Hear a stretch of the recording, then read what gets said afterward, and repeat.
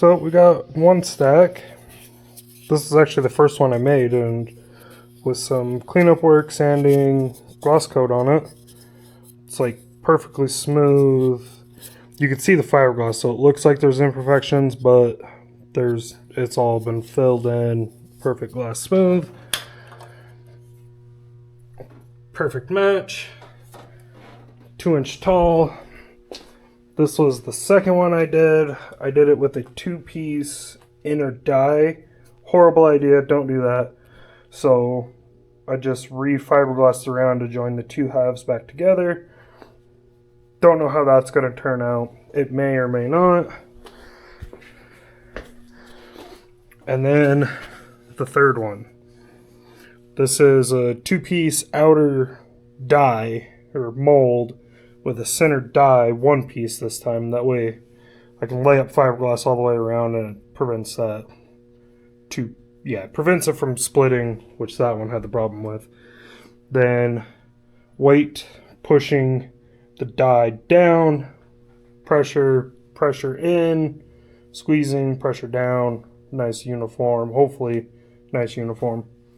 The first one I didn't do with the weight on top. I kind of just put it together and clamped it and just left it. That one I did 2-piece center die, and not how I want it. It's back to the single center, and I printed it thinner so I can demold my outer halves.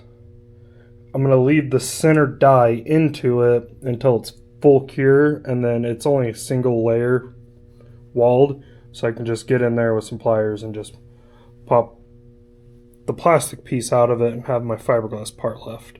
I have ideas to make this better. The only thing I would add is right now I'm using hose clamps to clamp it. I might go back and redo the model so I can put a flange and run 2 bolts through each side. Bam, bam. Gets rid of the hose clamp thing. And this is all just prototyping still, really. It's a 2-inch tall stack. 2-inch tall stack, or 50 mil. So these are my rings that I had water cut. They line up with the bolts and the plate. Bam. The stack fits in it. So my method for attachment is because these bolts are really long. There's a 1/2-inch spacer to get it up to clear my rail. So I'm going to drill 3 equally spaced this way and just put grub screws. So I can put this on, bolt it on, put my stack in, and just tighten 3 grub screws, and that'll hold my stack to it. So guys, we're fresh out of the mold. I got a little impatient. It's not fully cured, but the center came out super easy. I think this is our next winner. So this is probably going to end up to be the second stack for the car. There's a lot of cleanup work. There's a lot of flashing and whatnot. I think this is going to be our winner for our second stack. I'll bring it inside, let it cure overnight, and then we'll clean it up, clean it all off, do the 16-hour process of making it look like that. Bam, we have number 2. Next step, done. Now it's just making the top cover, connecting it all together, some things, we can fire it up.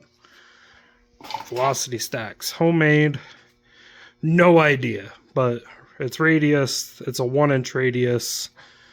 I don't know, just kind of shot in the dark. See how it turns out. So yeah guys, there we have it. Pretty much finished, but yeah, hopefully the video gives you the gist. I lost like 15 clips. I don't know how.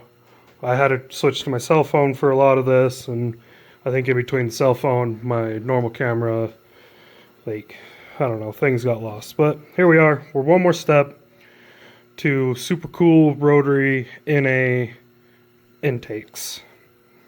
Yeah, let me know how I'm doing. If you guys liked it, thumbs it up. If you don't like it, tell me down below. I don't really care. Yeah, see you on the next one.